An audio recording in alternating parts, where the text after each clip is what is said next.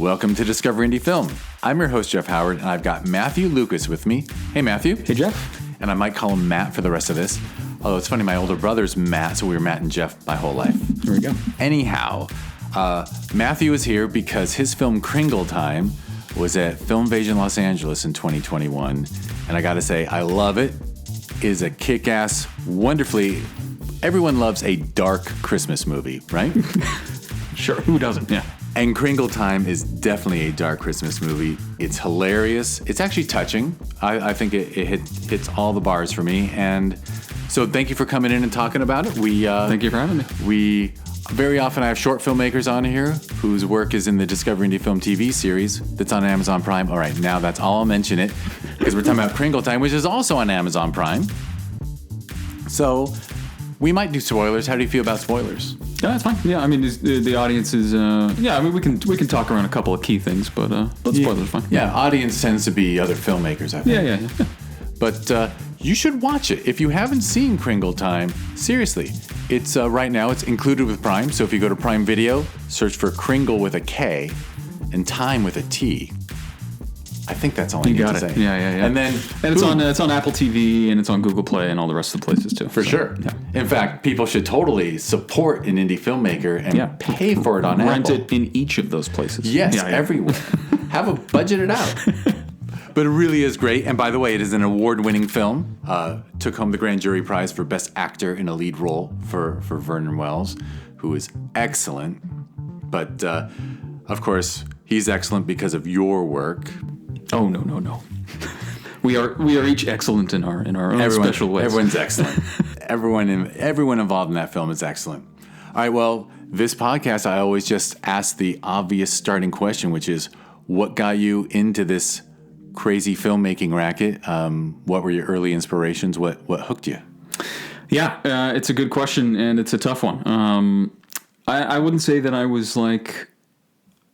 always interested in film in like a creation way. Always liked movies, obviously, but no, I think I had a lot of interests when I was younger, and I'm a musician. I was an actor for a long time. When I was in high school, moving into college, I was doing a lot of writing. Always been kind of like a computer nerd, and I think eventually, after I studied theater in my undergrad, and I was kind of like deciding what path I wanted to take after that. When I went back to grad school, I chose film just because it was sort of a cross section of all those things. I could be a musician, I could be a writer, I could mess with computers, I can play around with cameras and things that are techie and nerdy like that.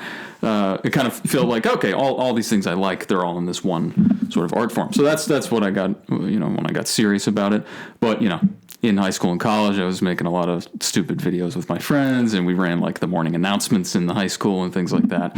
So it was always the bug was always there, but you didn't seriously nurture it. I don't think until grad school. Until grad school, yeah. But even before that, like as a kid, did you write stuff? Were you pursuing creativity? Kind of just general creativity. I remember like I would write some like fan fiction with some of my friends for like video games and stuff like that. I had like a radio show that I made with like my mom's karaoke machine. I remember that. It was fun. There's a big difference between a kid who plays a lot of video games and one who plays video games and is inspired to create something like in its universe. Like that's a very different mind, I think. Yeah, I mean, I don't know. I would shudder to read anything that we wrote back then. I bet it might kick ass, honestly. There's something about that purity of that era. That's true. We talk about that a lot, now with, so in college I made like 2 feature-length just pet projects. Like it was like one of those, have the summer off, wake up one day and we're like, hey, what are you guys doing this weekend? You want to like shoot a feature film? It was like the kind of stupid mindset you could be in when you were younger. And it was so easy. Like it was, I say easy with heavy quotation marks. It was like, you didn't know enough to stop yourself from doing something crazy like that. So you just did it. And like those 2 movies that we made are terrible, right? But they exist and we did them very quickly and we didn't stress out about them. They were fun, and there was a purity to it that now, I'm writing a script right now. I've been working on the outline for a year, a year. Did you do the edit and camera thing with that stuff? No, not quite that crazy. But we knew from learning the basics in high school, sort of how to put something together. So we had shot lists and storyboards, and we edited it properly and things like that. But right. And by then, digital editing, offline editing had become enough of a thing. It was accessible. It was democratized enough at that point. I remember I learned in high school on whatever it was probably like CS2 version of Premiere, and then at some point I think in college I switched to Final Cut. But I mean at that point, even when I was in college, they were selling Final Cut like to students, like the student discount version of like a light version of Final Cut, and the tools were there, not quite to the extent they are nowadays, but the tools were there. Excellent. All right, so it was grad school. It really locked in? When I really actually started studying film, yeah. And was that a grad school film program? Yeah. Mm-hmm. Okay, so it was at the application phase, or when you were deciding to go to grad school, you chose film. So, like I said, I had studied theater, and then when I finished undergrad, I just worked in student financial aid, like in an office desk job for like 4 years. And then, after a certain period of doing work, like there's thankless work, by the way, these people working in student financial aid are angels. I know it doesn't seem like that, but they, I've never worked a job since where I sort of like all my colleagues cared so deeply about what they did. I know it's like the most annoying thing to have to do is like apply for student loans and all that stuff. But anyway, I'm getting sidetracked. After working in this field for, 4 years, it can be a little soul draining. And that when I was like, I'm not writing enough. I'm not doing enough to apply my creative self. Right. And that was supposed to be your Kafka-esque job that allowed you to create. Sure. Because you can go, you probably did take, whatever. So I actually failed at one thing here, which is what part of the country did you grow up in? Oh, I grew up near Pittsburgh, about an hour north of Pittsburgh. I did my undergrad in New York City, and that's where I was when I was working in financial aid in New York. Lived there for like 8 or 9 years, and then I moved down to D.C. for another 8. That's where I went to grad school. Now I'm here in L.A. Excellent. And I imagine financial aid is even more important with the cost of living in New York for students. And whatnot. Oh, yeah. That can't be easy. No. Dang. All right. So you've actually lived in major urban centers of this country, which is kind of cool. Yeah. All right. So it wasn't until grad school that you sat down and really hunkered down and started writing screenplays and whatnot? Well, yeah, I think I had probably written some shorts and things, and like I said, we had written a lot of things in high school and college. And I studied playwriting when I was in undergrad, so I was pretty confident as a writer by the time I went into grad school. But the process of writing film, at least the way I was sort of instructed at first, is quite different from writing a play. And so I was fortunate in undergrad to sort of have an almost apprenticeship. I worked with one. It wasn't intended that way. I just don't think there were many. There was only one playwriting professor. So I ended up working with him through each level there. So I really got his methodology, I would say, not so much like the broad playwriting methodology. Here's how I write plays. That was his thing, and it worked for me. And the process was sort of, in brief, it was something like, to get into, you're not thinking about plot. You're really only drawing up a character, putting them in a place that you really identify with, putting them across the table, let's say, from another character that you've just kind of dreamed up, and not thinking about what they're going to do together, what the plot, what the actual story of it's going to be. Just put them into place and then get into a Zen mindset and then just listen and transcribe. That was a sort of methodology.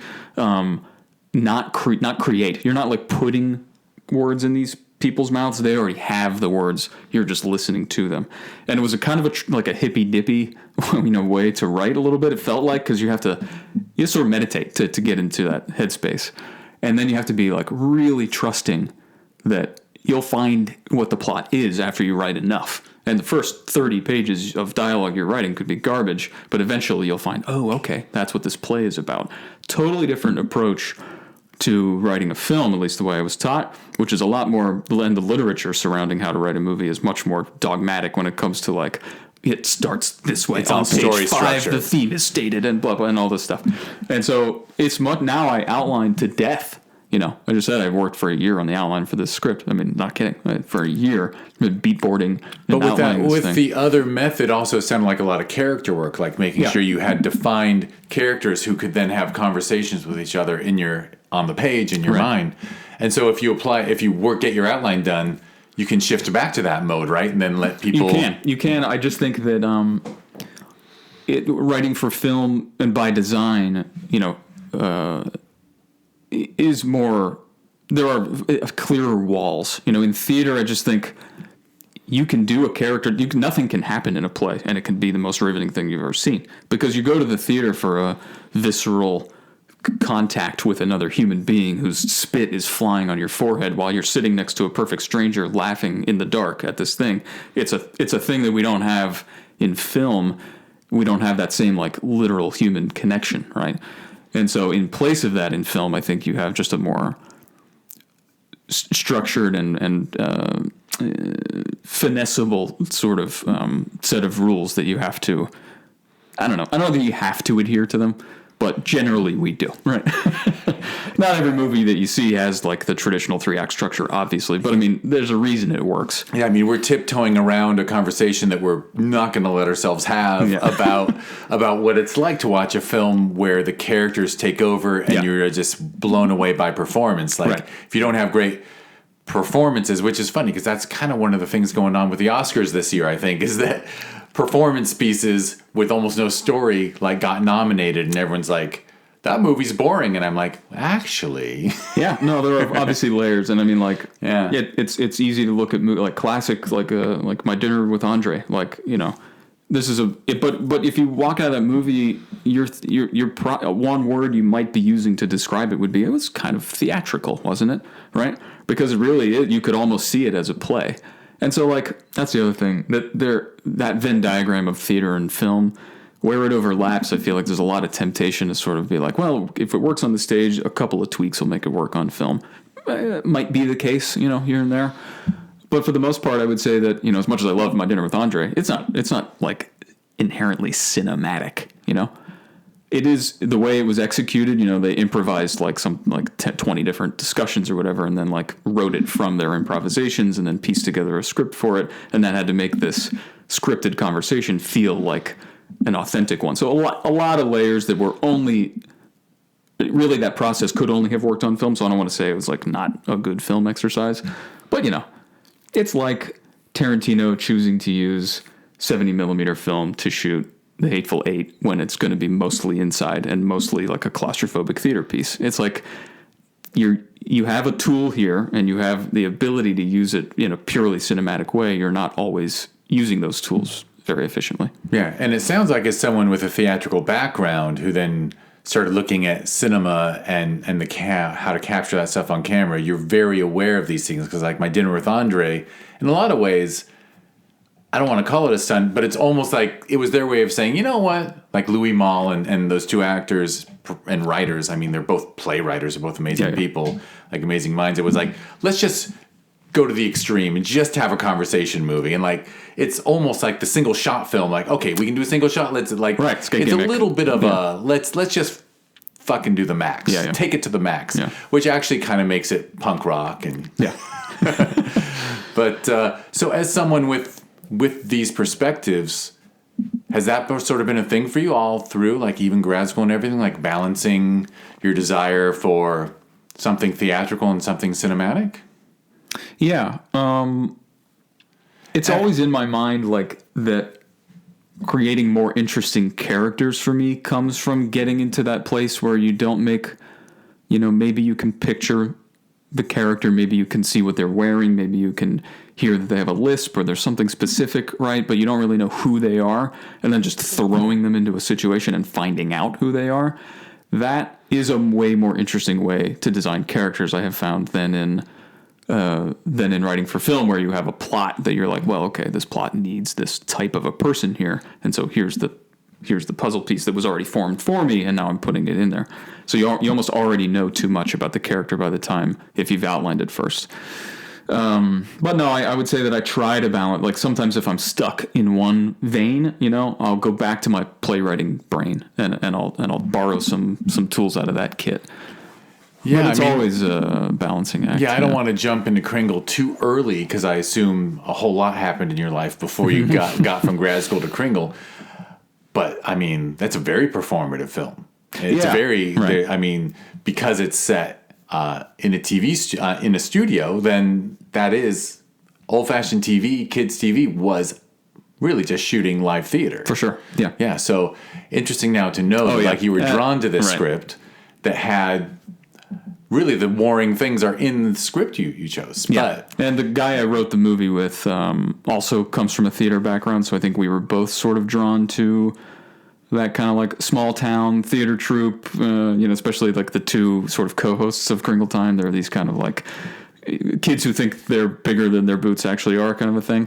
And but they live in this small town, so they don't have that perspective to know that they're really not the best, right? But they think they are, and that's a really cool. Plus, early on, we talked about a movie, Waiting for Guffman. I don't know if you know this Christopher Guest movie.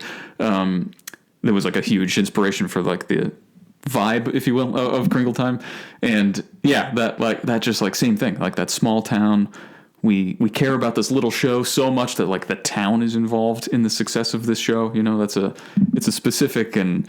Yeah, I would say that it comes for sure from my small town background a little bit, and my theater background as well. Yeah. All right, so I don't want to jump too far ahead. So what was going on in grad school? Great experience. Was it a mix of like film theory and practical, or was it mostly practical? It was a pretty open program in terms of being able to... and you said D.C., but you didn't say what school. The American University of Washington, D.C. Yeah. All right, yeah. And one of only two film MFAs in the D.C. area, the other one being at Howard, which is another great program. But, I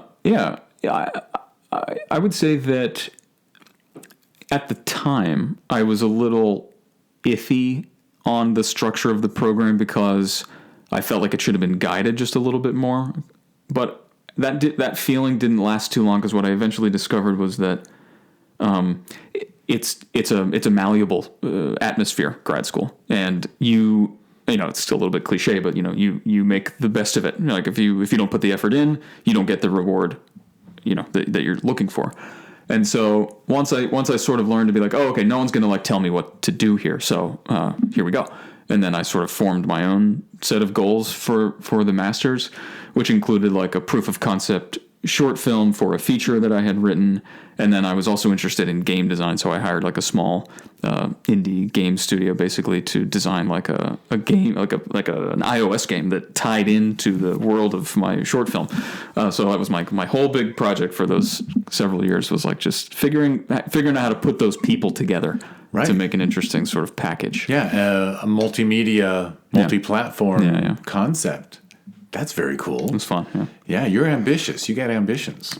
Stupid, maybe. Yeah. Well, thank God for the people who don't hold back from the things that other people think are too foolish to try. All right, so you made that short? Made the short, yeah. And good experience? Yeah, learned a lot. I mean, I think... It's a lot of people in that program didn't you didn't have to make a short film. A lot of people are like, it's my thesis film. That's what I did. That's what a lot of people do. Some people wrote scripts and some people designed courses because it was if MFA is like kind of geared toward teaching one day anyway, so you can kind of focus on that a little bit. So again, I want to say that I think that was the really cool thing about the experience is that it was moldable and whoever you were, as long as you could identify that, you could take that path. But with the film, I think it was, the program itself would oscillate, to maybe more directly answer your question, it would oscillate between being theory focused and practicality. So there was a little bit of both, and you could sort of choose which path you wanted to go down. And in the end, I think that you can only speak in theory for so long. You can only take the classes that are sort of geared toward giving you practical filmmaking knowledge for so long. You can learn a lot in those settings, but you can't actually cross the finish line until you get your boots on the ground and like come this close to failing entirely every single day, And so that was we prepped pretty well for Moonshot is the name of this film that I made before Kringle Time. It's also on Amazon. And it's like it was sci-fi, like a throwback 80s sci-fi action movie type of thing. I had a lot, and this is one thing I like to do with my projects is like, here's something I've never done. Can I do it? ? And then try to do it, you know? And so for this one, it was a fight scene. I've never done like a hand-to-hand combat scene. They look cool. They entertain me. I want to see if I can do it. And so really I wrote this short proof of concept thing around the idea that, well, I know one thing about it. There's a fight scene toward the end of the movie. And then I built the story out kind of like from there. But it was a great experience. I learned a lot. You know, you fail in some ways, you succeed in others. And I think I took a lot of what we did there, including a lot of the crew, and ended up using them for Kringle Time. Right. So you were forming community, or for sure, ensemble, or whatever the term would be. Yeah, I mean, there's a lot of talk about, you know, when you find people that you like working with, then if it ain't broke, don't fix it, kind of a thing. That definitely bore out on Moonshot. You know, everyone was in it under weird conditions in like an abandoned warehouse in the middle of nowhere in Virginia. It wasn't super pleasant, you know, but we all banded together for that. And I think you find out who you are in those situations. You find out kind of who your friends are too. And a huge percentage of those people were asked back without a second thought for the feature. For sure. In fact, now I have reached that point of middle age where my memory is kicks in a little late, but now I remember why I know about this community you were in, because Lonnie Martin. Yes, yeah. Lonnie Martin was in that community with you, and he worked on your film? Yeah, we went to grad school together. That's where you guys went to grad school together. Yeah. For those who don't, Lonnie Martin made a kick-ass film that won an award at our festival, I think 2018 or 19. That sounds right. Last of the Manson 18 Girls. or 19, yeah. Which people should check out too. Right, so you were part of a really cool creative. You know, I think you have an advantage in a lot of ways over people who came to LA right after finishing that MFA and like, because that community there, it sounded like it's more nurturing and more well-rounded, and you can try more things and people willing to. I mean, obviously you can have that here, but it sounds like you had something really special out in DC. Yeah, you know what I think part of it is. You know, and we all worked, you know, professionally in the area in addition to doing these like little passion projects. And the work in the DC area is a lot of, you know, government and military contract work. You know, it's right. So you were doing industrial films for money. Exactly. And that's also where a big part of the community that ended up helping with Kringle Time came from as well. But I think as a result of the work, and you know, features do come through DC, but not with any like meaningful frequency. Yeah, they just do an exterior of the Capitol building with their whatever or camera they like blow up a mall. I think Wonder Woman, like there's an old abandoned mall in Northern Virginia. I think they filmed a huge part of the '80s mall sequence in. That's right.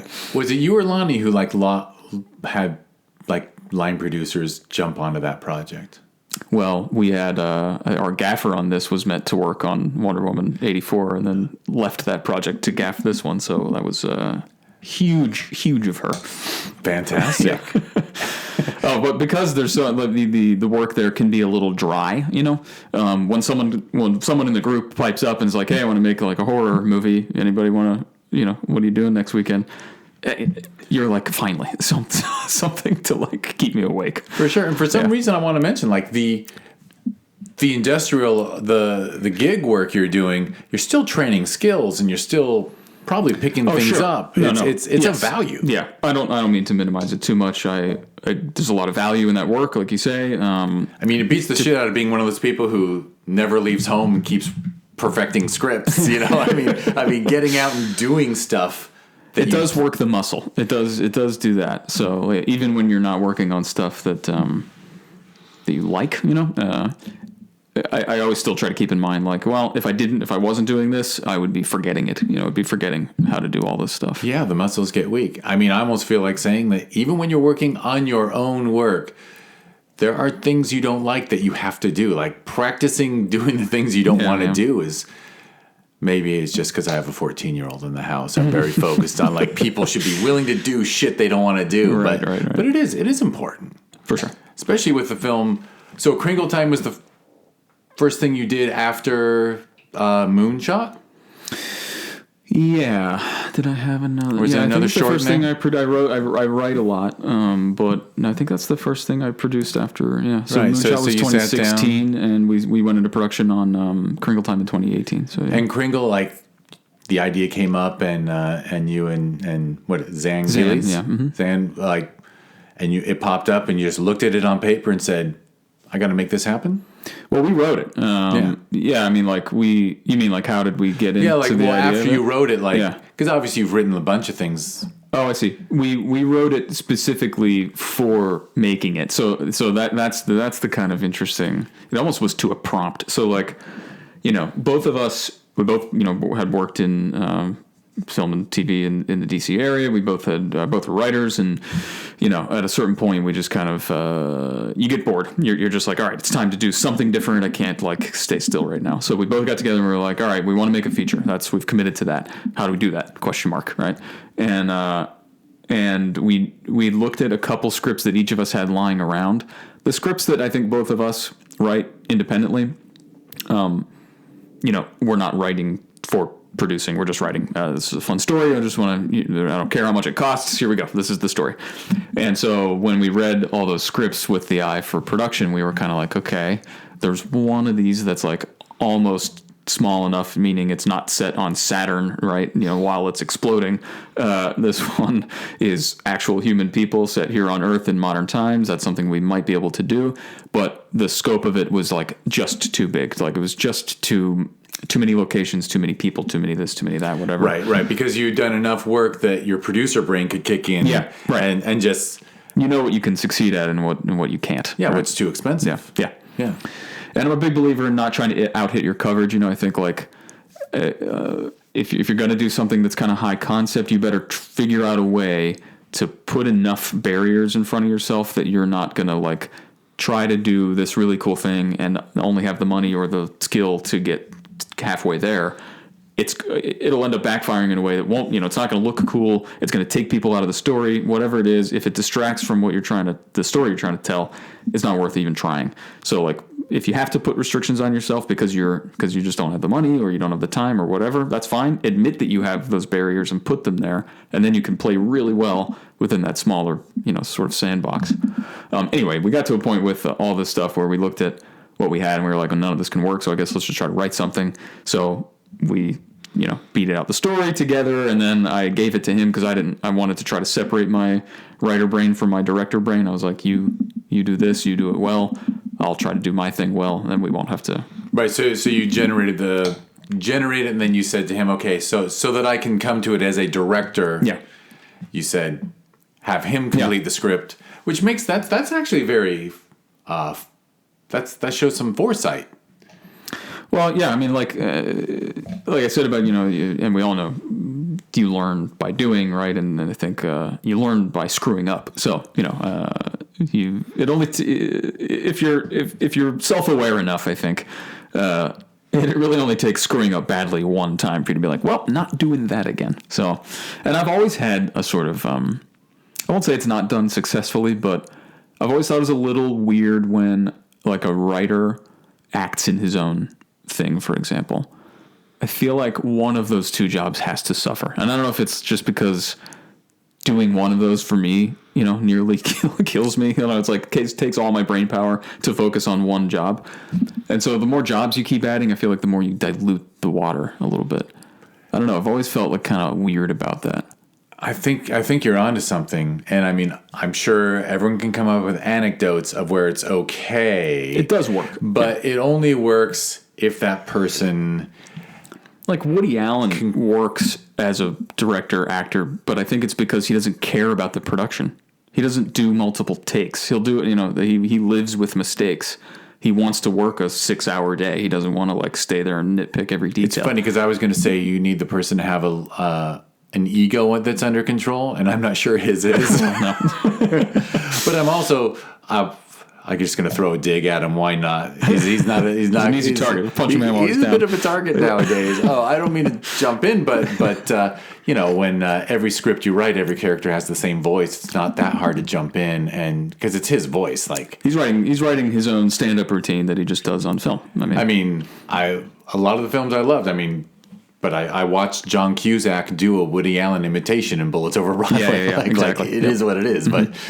But yeah, I get you. And honestly, the more minds you bring to something, then, the more there is value to human collaboration in this medium, for sure. Oh, yeah. So stepping away from the writing and becoming solely director and Lord knows, directing when you're on camera too, my goodness. Yeah. No, it's just, and not that the writer can't be the director. And of course, God knows I've done that as well. I do think, though, it runs the risk. I'm not saying that you can't rise above it, but like it does run the risk, at least for me, on set. I'm reading the script that I wrote, right? And I'm flashing back to the moment I first envisioned it and wrote it on this page. And that can be too limiting when you're, you have to have those barriers. You have to have that sort of predefined playground. And it's nice to have made a lot of decisions before you get there, including like, I wrote the script, so I made this decision. It's on the page, blah, blah, blah. But sometimes you need to be like, as a director, pretty open to the actor not reading it the way that you wanted to, or bringing a really cool new reading that gives you a new idea about how this scene should go and how the power dynamic maybe should play between the two characters on screen. And if you're too committed as the writer, to your early ideas, then maybe, at least it risks you not being able to sort of adapt in that moment. Well, it really is just about understanding yourself. You probably could direct your own work and say, I'm not going to be precious about the script, and consciously not be precious about it. But there is that natural instinct, screenwriting, they joke, is killing your kids, right? Because you give birth to it and then you just start slicing away. And then directing that script is the same thing. And then the edit is the same thing. Yeah, it's a lot of murder, a lot of baby murder going on. It is interesting, but that's one of the things I love about indie film is that the creatives at least are killing their own kids based on their own decisions instead of being forced to kill them. Instead of three people who are just trying to justify their jobs demanding changes. Right. I don't know. I'm being cynical. No, you're right. I'm 100% right. I will almost repeat a joke I've told before, but I won't. All right, so Kringle sounds like it was because you had a community in place and Zan to collaborate with. Sounds like it was a fairly efficient process. And you had your lead actor in mind the whole time? Yeah, Benny, who we'd worked with on Moonshot, was fantastic. We knew that we wanted to collaborate with him again. We had talked to him loosely over the pretty much since I've known him. We've been talking about how to put something together that works for both of us, and it's fortunate that as a writer, and Zan as a writer as well, and then Benny as a performer, we all share a very similar sort of sarcastic tone, So it's very easy to write for Benny, right? Because we were probably going to write that way anyway. So we've included him pretty early in those talks, and we asked him we wanted it to be something that he could use for his career. He was on Broadway at the time, and he does a lot of guest spots on TV shows and things like that. And it was his first starring feature role, so it's it's a big deal for all of us involved. It's kind of like, this is a big risk, and it's a big experiment. And we want to make sure that all of us are feeling good about it when we head into it, because if any one of us is feeling like, I don't know, man, my heart's not in it, then that just wasn't going to work. So we want to make sure from the beginning we were all kind of on the same page. And Benny was a really good early collaborator. But yeah, you're right. It was a lot of putting all the pieces of what's around you on the table and being like, all right, what can we write that has, a snowman mascot costume in it? What can we write that has Benny? What can we write that has a TV station that we have access to? So we just looked at those givens, and then we made a prompt out for of it. sure. Yeah. And you looked at Benny, and you obviously, he does an amazing job I mean, he's on screen, I think, every moment of the film. Yeah, nearly. he's maybe not in exactly one scene, I think. Yeah, one scene. One scene that's probably not a very long one. No, it's like the one I'm thinking of is when the mayor comes to the statue in the morning, whistling Dixie, and finds that it's been beheaded in the night. It's literally 2 shots, and it's just Jeff walking up to the to the statue, seeing it's beheaded, and walking away. Yeah, and then it's back. The rest is Benny. Yeah, back to Benny. and seriously, I mean, talk about. I don't even know how to say whether it's a risk or this or that. I mean, yeah, you were handing everything. This script was all about that lead character. It is that character's journey, really. Yeah. And in multiple ways. Yeah, for sure. Yeah, I mean, to me, one of the kind of through lines of Kringle Time is the idea of, like, you know, achieving your childhood dreams and then questioning whether the pursuit was even worth it in the end, you know? And so the movie is the pursuit, you know. There's a bit of, you know, that early in the early part, it's kind of like he's in the right place at the right time kind of a situation. He doesn't know that he's being taken advantage of by Herb, the guy who died. So it kind of seems like all roses for him, but then, like, it very quickly, I think, becomes like, well, the town is against me. I'm being haunted by the ghost, literally, of the guy who played this before. Nothing's working out, you know. So it very much is about his journey. And I mean, at the end, I mean, I don't know. The journey's not over for him. And it ends it's a bit of he can have a scorched earth policy, I would say, Jerry adopts toward the end, where he's just like, let me burn this whole thing to the ground, and then we'll see where this takes me. And I'm going to be in a better situation now that I've done that. Yeah. And was that something that appealed to you and Zan? Like, you wanted to, I don't know. You mean like a downer ending? No, not a downer ending, but I don't know, something a little bold, a little different, right? You're making an indie film. You might as well. I mean, I'm sure way too many people mention Bad Santa to you because it's another Christmas thing where, you know, the ugly side of humanity is brought out around this around Christmas. And yours isn't necessarily. We discussed whether or not it's a Christmas movie, right? It's funny that you introduced it at a bar. Way.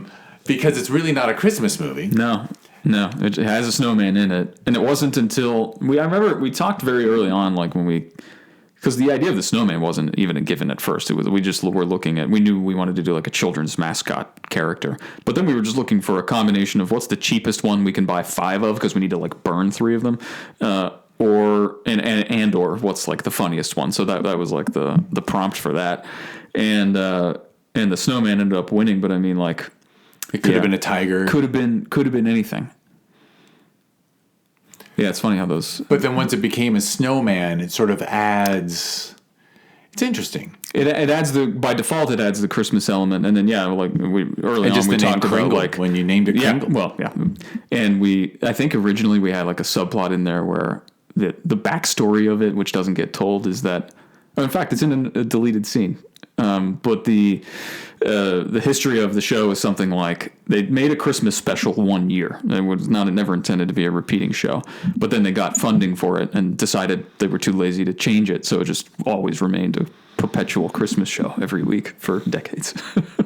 I mean, not to overstep, but I kind of think like it's a great idea. Like kids do love snowmen. So what? You only have them in certain parts of the world for a few months a year, or I guess there's some places where it's snowy longer, but like. Well, I mean, even in the show, I don't know, it's pretty subtle, but I mean, like, he's a cowboy snowman, so like he's set in the desert. I don't know if like even when you see him on there, it's like a desert landscape with like a little bit of snow. So it's like. It's funny. I barely picture the world outside because the world of the TV station is really is really the universe it occupies, for sure. Yeah. All right, so.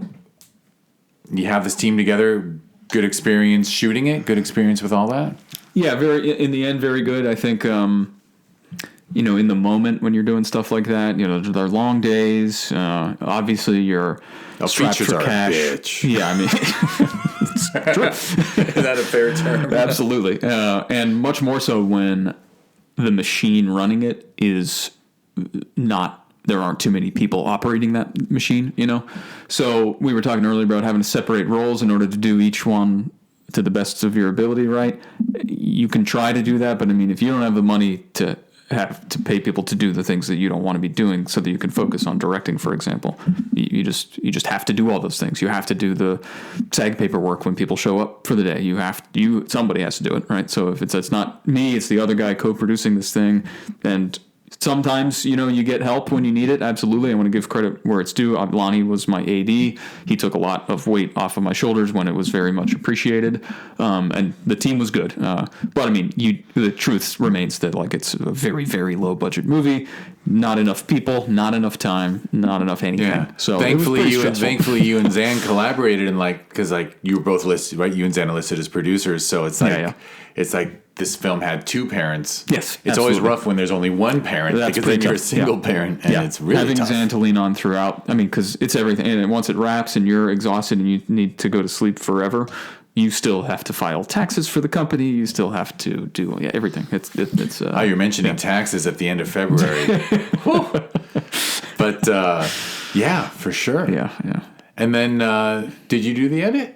I ended up doing it. It wasn't the plan, like everything else. We had an editor on board, and they worked for Disney, and I think it was right around the launch of Disney Plus, so they got busy with that to a point where they had to. It was an amicable sort of breakup. It was he came to me and said I don't have the bandwidth to do it, and sorry, and I was intended to replace. The editor, but I ended up tinkering in the interim as I was kind of like looking, and then I eventually got so close where I was like, okay, well, I could hire somebody, or I could just like do a couple test screenings with people and finish this out myself, which is what I ended up doing. And if you put on your producer's brain, that was more financially advantageous, absolutely. Right? Yeah. I mean, we were way out of money by that point anyway, so we didn't have a ton of options for where to go with the edit, but yeah. For sure, and I have to assume that, showing it to friends, it is interesting, because I used to be, as a fan of film, once I shifted into just watching, I used to really be against directors doing the edit.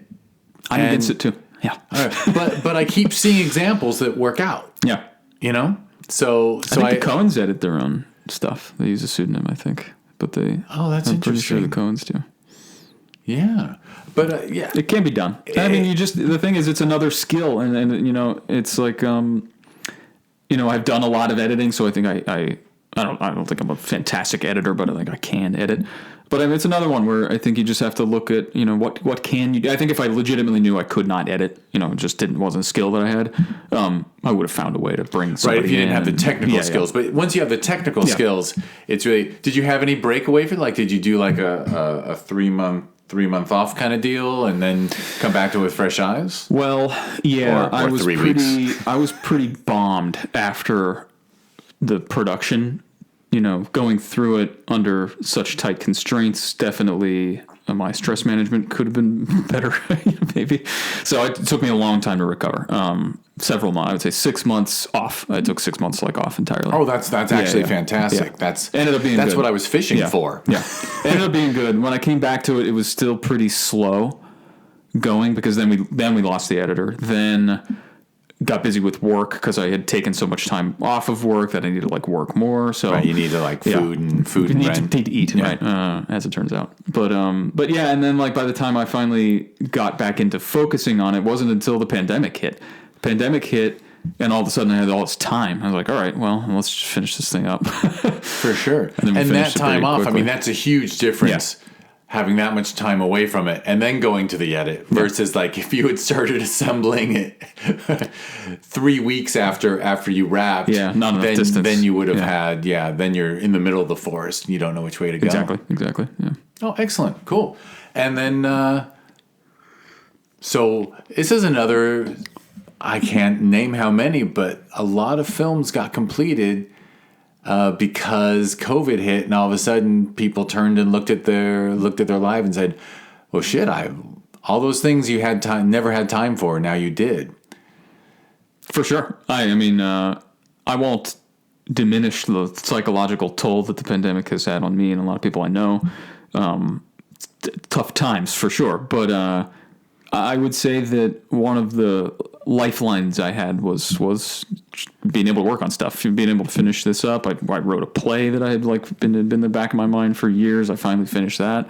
working on this new script now. So, been trying to to stave off the demons. I think sometimes you have to make your brain busy. And so For sure. All right. So you're locked down with your lovely wife, I assume. Oh, yeah. And which is nice. The big difference between being locked down alone and being locked down with a partner. And especially if you like your partner. That was nice. yes, yeah, That was nice. liking your partner is always good. We found out how many people didn't actually like That's true. Yeah, there was enough of that as well. I could handle that person from like dinner to bedtime, but the other 16 hours a day was rough.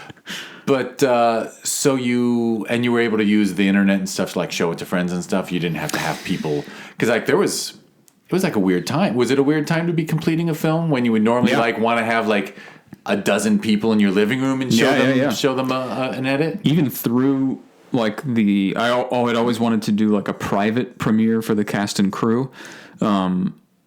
Before the world exploded, and I was hoping to wait it out, never ended. So eventually we just did our premiere. Like I used like an online service that was basically at 8 p.m. it starts, and so even the premiere, like I had my wife and I think I had 2 friends over, and this was just before vaccine time, really. So it was like, I think we had like our little bubble where it's like we're the 4 of us, we're the bubble, no one outside of that. If anyone else sees anybody in the world, just tell the rest of the group and you isolate. It was like crazy. So we had to plan for the premiere of Kringle Time, sitting with just the 4 of us in this room. And you were still in DC, so no, actually I was here. You moved I down was here in LA by then. Yeah. You moved down to LA. Yeah. So I'm just going to be selfish and ask. So Film Invasion Los Angeles, you submit to probably first month or 2 of 2021. Yeah. Sure. Right? Somewhere and around then there. End of 2020. And then we were really hoping to be in the theater in June. And I forgot. Oh, it was so close. It was so close because you were right on the line, right? Because I mean, like 2 weeks, I think, after the event, things started opening up. 2 weeks later, they started changing the rules about theaters, but that was what can I say? Yeah. Not to get political, but when we stopped accepting our submissions, I think on March 15th, and then the festival's 3 months later in June, and it was like, hey, everyone will be vaccinated by June. Motherfucker, didn't happen, but even in LA, so it was tough. So you had so you did an online premiere for your peeps and cast and crew, and then just went ahead and just did a festival run that was mostly virtual. Or by the time we had even done that virtual premiere, we had already approached a sales agent for soliciting the movie to distributors because, as many good things came out of having the pandemic to finish, a movie and dedicate the time that I needed to it. There were also some negative things, which was just that the festival circuit was so badly disrupted that we legitimately didn't know what the value of participating in a bunch of virtual festivals was, because it robs you of especially at the low mid-tier festivals, like the advantage of doing those isn't so much screening the movie. Even the advantage is getting to mingle with people who are doing the same kinds of things that you're doing and meeting interesting creators and artists and being able to have that sort of connection. And I go to the Austin Film Festival every year, and I remember when I guess in 2020 when they did their virtual version of the festival, we go and we do the conference there every year, and they did a virtual version of it where, you get to basically do a webinar, throughout the day, like a series of webinars, but you don't get to, the person who asked a question at that panel, they seemed pretty cool. Let me find them at the bar afterward. Like that's the lifeblood of what we're doing at festivals, and it was totally different experience. And not to dig on Austin too much, it's an incredible organization. They did a great job, with what we had. It was just like, and so you did too, and everyone who they did events, that. Other places just did nothing. Yes, well, they sent out laurels and gave some awards and said there will be no interaction whatsoever. Yeah, it was bad. Like that situation was really sad for us because we had this movie, we worked so hard on it, and then we just like kind of wanted to get out there and bring us the connection with other people that we'd hoped it would. And so yeah, we eventually walked away from the traditional festival strategy, and we were just like, let's just solicit directly to distributors here. Maybe that'll get us the end game that we're looking for. And then unfortunately, we just don't know how long to wait out. Is this going to be one more season? Is it going to be 2, 3, 4? Is this forever now? So we just we're like, we can't sit on this forever. Here we go. So I would say that's one. We all went through craziness during the pandemic, so it's hard to complain like, oh, my movie didn't get to play at a festival. That's a tough hill to die on there. But it is something that the pandemic robbed, I think, from the experience of making this movie was being able to use it to connect basically with the community. Connect with the community and share it. Yeah, there's something really... I hope you're the kind of person who can sit in a theater and watch his film, and instead of cringing nonstop at all the things you want to be different, you can enjoy it with an audience. I don't know if we're quite there yet, Jeff. You may not be there. Fair enough. Well, you should, because it's pretty damn fun. Off. I remember I recently went back to my short film Moonshine. Everything I do, I kind of like, I'm obsessed with it when I do it, and once it's done, I'm happy for other people to enjoy it. I don't need to participate in it as closely anymore. But Moonshot I went back to recently, and I'm laughing at my own stupid jokes. I mean, that's always a good thing. And I'm giving Matt a thumbs up because what can I say? As an admirer of people's work, I have to say I understand that being hard on yourself makes the next thing better. But you should be proud of this film. You should. Thank you. Yeah, I am. In the end, it's just it's a learning experience. You learn so much when you do big projects like this, and I mean that's why I still make stuff, and it's why I hope I always will. Is like, I think the day you stop recognizing that, like, oh, okay, well, I'm done. I've done it. It's perfect. I think if I ever have that thought, then why would I make anything else? For sure. So I hope I always hate my work, I guess is my point. Fair enough. Yeah. And you mentioned the sales agent. I don't know if we should even talk about that, but I believe, because we didn't know this at the time your film became an official selection, but that's one of our board members, right? I learned that afterward. Yeah. It's always funny to find out after the fact, like Glenn. I always send Glenn Reynolds, Circus Road Films, is one of our board members, and I always send him a list of our features because he's interested in that.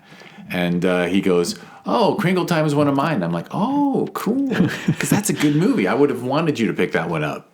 Yeah, so he's a great guy. Yeah, and he did quick and good work, and he got us a deal, and that's all. For sure. If I joke about this, but it's not a joke. Like, if I only hear good things about him, and if I ever heard someone say Glenn fucked me over, I'd be like, oh damn, I can't send Glenn that list anymore. But for real, I don't think you have anything to worry about. Our festival is not a front to help one dude's business. It's the long con. Swear to God, it's just about geeking out over film, really, and bringing people together. So, was it a good experience? How did it go? Because I know people who listen to this are often really into the distribution side because, indie distribution has been so disrupted by streaming and whatnot that it's a funky life. So yeah, it's an interesting. I would say I'm still learning about that whole process, and it was very interesting to Glenn has a lot of very helpful literature just about the process itself, what to expect along the way, which was really helpful. And I mean, just talking to the companies that end up making offers, it's interesting. The dynamic is interesting. Like a lot of other things in this line of work, you're never really sure what's genuine and what's not. It's a total crapshoot in that regard. You're never, like, at least in art. So going back to the idea of Kringle Time being a Christmas movie, I think one of the early things they latched onto, any company we talked to was like, well, okay, so it's a Christmas movie, right? So that's how we're going to market it. And I'm like, not really. There's a snowman in it, and the word Christmas, I think, is in the movie, but like it's not a Christmas movie. And you learn sort of like what things decisions you accidentally made end up having like way bigger impact than you could have ever hoped for. Like even early on when we talked about like, oh, this could be confusing for people that it's a Christmas movie if we have the name Kringles in it, whatever. we eventually brushed it off because we're like, that'll be funny, whatever. People don't care, and I don't think we really dedicated enough brain cells to the issue of like, well, okay, but like from a business perspective, someone's going to really latch on to this, and now we're stuck with it. Now we have to say it's a Christmas movie. Well, but isn't that? It's fine. As a victimless crime, I suppose. I'm not sure this is devil's advocate, but isn't it actually a good thing? Like a lot of people finish a really good, fun indie film that I, as a programmer of a festival, love, and then they turn to those distributors who distribute indie films, and the distributors look at them and go, I got no angle to market this. Yeah. Whereas even if the Christmas connection is false, you still can have a trailer with a snowman in it and promote the shit out of it. Right. Like November and December. And that's ultimately where they were coming from, obviously, was those are the kind of movies that perform perennially. So it's more than other types of movies. If you were in this game just as an investment, which would be a stupid thing to do, but if you were, that wouldn't there would be a dumber idea that you could have than to make a Christmas movie or to make like a Valentine's Day movie, something that every year at that time is going to be pushed again. So the sequel's Cupid Time? I suppose so. Yeah. No, but I was going to say, like you talked about brain cells. You could flip it around at some point and say, we used our brain cells. We were really smart that even though it's not a Christmas movie and it's not set during Christmas time, there's no Christmas in it at all. This snowman is really a marketable character. Yeah.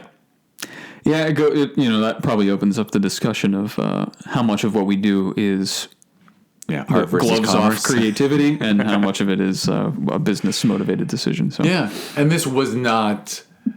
Yeah, you didn't make an indie feature thinking that it was going to buy you a house. No. Yeah. Probably prevented me from buying a house. Which, with the amount I ended up sinking. I'm going to say, because actually Glenn and I met at Sundance Slam Dance. I like to give Slam Dance more credit than Sundance because I went to way more Slam Dance screenings.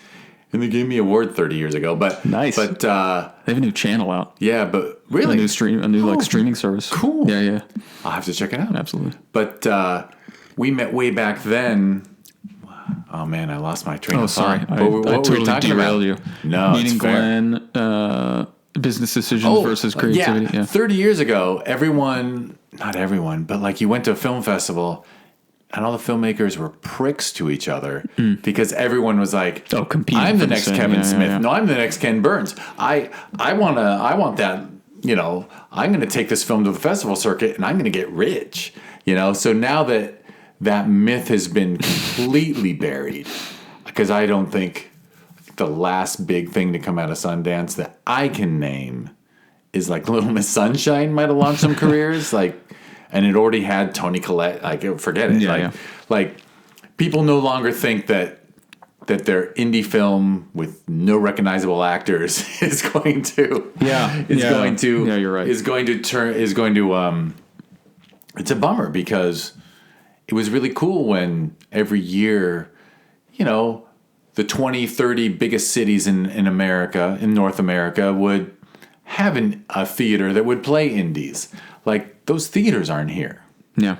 Like, even here in LA, the theater that would have been the indie theater, like, they'll have Marvel movies there now. Yeah. Like, it's a different landscape for indie, for sure. It's just a bummer. It is. Yeah. Yeah, it's a double-edged sword because it's like having that sort of window of romantic indie filmmaker or whatever probably was responsible for inspiring like a huge, a whole bunch of people, myself included. I'm going to be cynical though and say you were inspired for the right reasons, but a lot of people were inspired for the wrong reasons. I knew mofos in the aughts who were like, you would meet them, whether it was a mixer or whether it was just in Los Angeles, like I don't know why I'm telling you this, but like I would meet people and they'd be like, "Oh, I'm a filmmaker," and you'd be like, "Oh, what are you working on?" And they're like, "Well, I'm not sure, but I really want an office on the studio lot." Right. Like their goal was an office on the studio lot. Their goal wasn't even to make a film. Like they didn't even have an idea for a film. They just were like, I'm pretty sure this indie movie thing can get me established. And it's like, dude.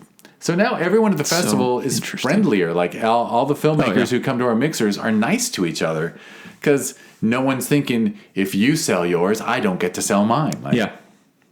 It is so funny because when you think about the indie film, sort of marketplace, and you almost despair because it's like, the mid-range movie has disappeared. There's no buyers. There's too much content out there, not enough buyers. But we're still in a phase where I think so many different outlets are investing pretty heavily in just buying up content and putting it out there. I think it can feel sort of daunting, and it definitely, like, looking at the two halves of myself before and after this project, I never really thought about getting a distribution deal for Kringle Time. Of course, that's in the back of your brain. Like, if that happens, if I figure out how the hell to do that, then great, but I can't plan for that future because I don't even know how to do it. So what I can plan for is make a movie, right? And try to laugh at it as much as I can while I'm making it, try to have a good time, try to be proud of having done it. And then... Yeah, I mean, all your skills are focused around film making, not film selling. Right. Not distribution. Well, it's not controllable. And that's what... I think you hear that quite a bit. Like, when people talk about what they want, and it's fine. I mean, it's everyone's different how you get motivated. I think for me personally, if I had a list of goals and one was become king of Botswana, I wouldn't know how to start achieving that goal, so it would be a tough one to add to my list. So it's like, have a studio office. I mean, I don't know how you could possibly plan for that future, especially without ideas for how to make stuff. So like, just have goals that you can plan to achieve. Moderately realistic goals are good. Right. Well, talking about moderately realistic goals. So now that Kringle Time is out there, and people should go to Amazon Prime tonight. If you buy it off of iTunes or other VODs, beautiful. But if you got Prime Video on, you got a nice juicy big TV with a Prime app built in, or Roku or Apple TV, whatever the F. Watch this damn film. Watch it because Amazon will give like 0.001 cents to your distributor. Maybe in 10 years, I'm going to see the first dollar. It's going to be good. The Discover Indie Film TV series got up to like 10,000 unique viewers a week. And that month, it was a $21 direct deposit. Now that's more than one beer. No, that's pretty good. Yeah, of course, there was 75 filmmakers to share that $21 at that point. So, but that was a lot of views. Everyone was happy with the views. Yeah. So I just want you to have the eyeballs, even though it doesn't. Thank you. It just helps Bezos buy another rocket. Apparently. We can hope. It is funny that like the most famous midlife crisis Jillionaire on Earth is also indirectly related to the fact the main conduit for indie film is really Prime Video right now. It is wild, and it has definitely changed since I started getting involved with it. It feels like every 2 or 3 months they send out another. We're cutting your share by another half. Yeah. I don't even know how low the royalty is. I don't know. I stopped looking at a certain point. I know it was, and I don't get the statements on. I get the statements on Moonshot because I put it on there, but I don't get it on Kringle Times. I have no idea. I have no idea what our viewership is. And fair enough. I mean, it is what it is. I know, and no other streaming service has really stepped up. Because I remember Netflix 10 years ago was like we would just like search all the indie films on there and find stuff we'd never heard of and watch it, and like. Boy, that was pre-original content. Now that they have original content, they are not interested in promoting anything but their own stuff. Yeah. So the good news is you can still pitch to those companies with a completed film and have it become original content. Yeah. Yeah, they can grab it and make it their exclusive. And be like, now it's an Amazon original or whatever, even though they came in at the last possible second. Right. So it's in the world of realistic goals that we were talking about, but have some unrealistic ones too, please. But so what's next for you? Well, like I said, I'm always writing. Been working on this new feature script now for close in April. It'll be a full year. I don't want to jinx it by giving too much. No, you don't have to share anything. A lot during the process. But you this is actually good news. Odd clap that you made a feature and you want to make another. It took me a while to come not around everyone there. does. Yeah, you're right. And in fact, had you asked me, a year after making Kringle Time, do you ever want to be on set again? I'd be like, well, no thanks. I'm Really? So fine at the now. Mexican restaurant, the outdoor patio mixer last June, if that I had could said, very well have been my when's your funeral, next film, Matt? You would have leaned over and said, I don't know if I'm ever going to fucking do this again. Exactly. Yeah. No, it eats you up if you. Well, it doesn't have to. It's so hard to talk with. A lot of people ask for advice, or like I've taught a class with the Sundance Institute several months ago now with a bunch of first-time directors who were about to start their first features, and so I was able to kind of talk with them about my very recent experience going through that. And I think it's hard, honestly, to say like what works and what doesn't, even though I know what worked for me and what didn't work for me. Because people can, Kringle Time, for all its low budgetness, was pretty. The scope, we were reaching for the stars a little bit. We were right outside the capabilities of what we could possibly do in terms of like using that location to double for as many locations as possible. Huge cast, like a way too big cast. Like we were quite Really near the end big of cast, too big. Well, you're saying too big, but it definitely makes it feel like a bigger film. Yeah. But that's not, so my point is not everybody has to do, some people are going to be happy not making a movie like that and going out and hand-holding a more like verite style, like a Waiting for Guffman style, almost documentary, like mockumentary fictional thing. Like if you did something like that and you were pretty well prepared for it, I could see the production not taking your life, but it quite nearly sapped me dry. Yeah, I'm not sure you can make an indie film without it at least dominating 3 to 6 months of your life where you literally don't get to. Well, you hear all stories, man. You hear, like, I recently a friend of mine made his first feature as well, and I did a set visit on his production. The whole crew was happy, cast was happy, everybody's cool. It was like day 9 of 10. It was a 10-day shoot. Like, that's impossible to me. I couldn't even describe to you how to achieve something like that. And he was happy as can be. He didn't look like he was stressed out. He was having time of his life. Everybody was. I was like, man, you guys are on next level chill, because I would be freaking out. But different strokes, I guess. It's interesting. I'm always not jealous, but I'll just use the word jealous anyway. I'm jealous of youth because, like, when you're young, you can kind of get the group of friends together that can like do something like one Saturday a month for like 8 months and like just spread it out. Like everyone stays devoted. No one drifts off. Like that's a very cool way to do it. I think a lot of films I really like, I find out they're like, yeah, we just did it, every weekend for like, 4 or 5 months. When we had to take a weekend off, we did. And it's like, that's impossible to hold together once people have lives. I couldn't do it. I have so much respect for people that can. Yeah. Yeah, if you have a life and a job, that's out. One of my problems is partner. I have trouble not focusing on a thing once it's started. So like, it would be so schizophrenic to me to jump in for a weekend and then take a week off and come back. I wouldn't know how to move on mentally. I think after Sunday, and then I work all day, like all week. I couldn't do it. It'd be a lot. Yeah. I guess I should ask I'll bias your answer by saying, as a native Angelino, how do you like it? How do you like?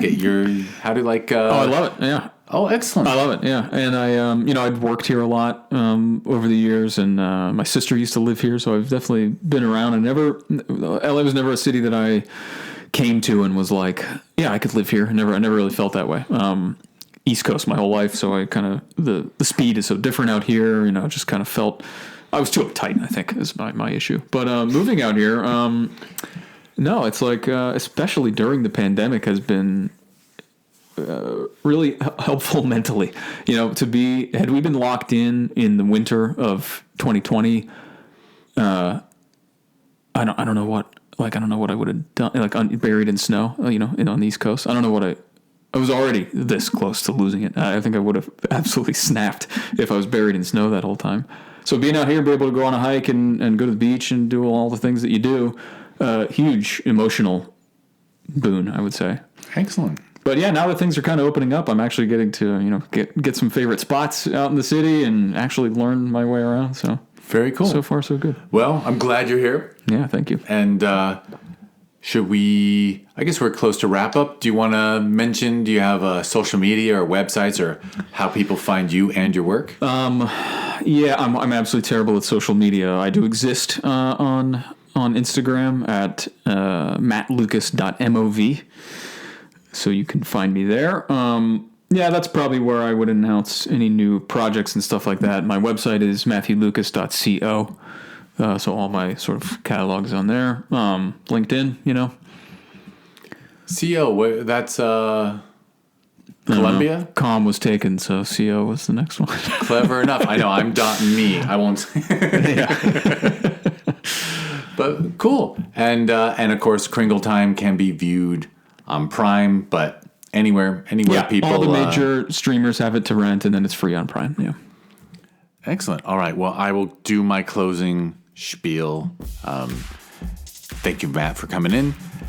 And I mentioned Filmvasion Los Angeles, so where you pulled in some awards, so I'll start with that. Filmvasion LA will hold every June here in Los Angeles, and if you want to learn more about it, filmvasionla.com, and it's at Filmvasion LA on social media. And there's a sister festival, Sherman Oaks Film Festival, so that's every November, and it's ShermanOaksFF.com, and it's at ShermanOaksFF on social media. And I did mention the TV series that was born out of this podcast. That was just because feature filmmakers like Matt would tell me I'm on streaming, and everyone who made a short was like, I'm not anywhere. I'm on Vimeo, and my friends and family watched it. So we threw together an anthology of all the best shorts from the festival circuit and called it Discover Indie Film. So if you go to Prime Video, it used to be included with Prime. It is not anymore because there was something called the Indie Purge. So when we got up to 10,000 viewers a week, we got an email saying, well, I don't know, Amazon is a wonderful platform, and it's wonderful to be able to get out to people, but they decided we couldn't be included with Prime anymore, which is funny because you'd think once you're at like 10,000 a week, they'd let you grow more and be a draw. But anyway, you got to pay for it. But think about it this way. When you pay $7.99 for 10 episodes of a TV series, and you're supporting about 20-25 indie filmmakers by doing so, like someone said, that's like a coffee. So a coffee to watch 25 films, it's worth it. I'm just saying it's worth it. And if you want to be nice and you're still listening, give that TV series 5 stars, give this podcast 5 stars, subscribe, this, that.